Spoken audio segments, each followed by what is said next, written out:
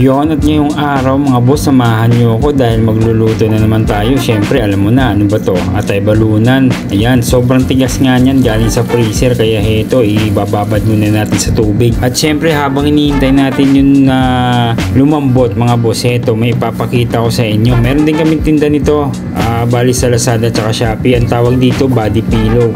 Yan, malalaki yan mga boss, saka malambot. Bagay yan sa mga single na walang kayakap sa gabi.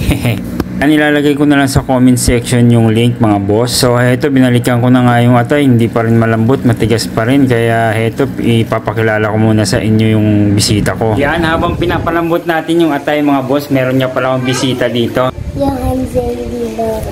Alias Lambot. Follow na kayo guys, sumama na lang kayo sa ano namin video. Yan. Ayos.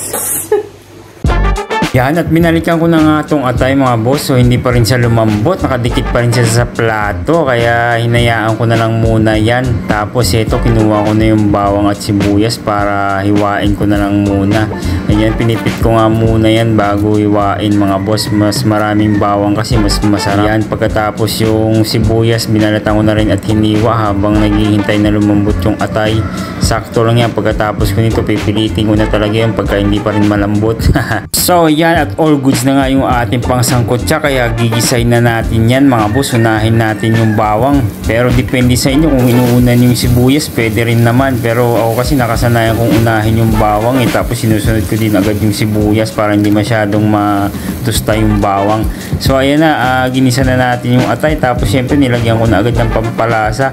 Tapos nilagyan ko na agad ng toyo yan tsaka suka para hindi masyadong ma-overcook o hindi ma-overcook yung atay mga boss. Ganyan ako pag nagluto ng atay, nilalagyan ko na agad yan ng sangkutsa. Habang eto, si Mabi nakita ko sa loob ng bahay, oh.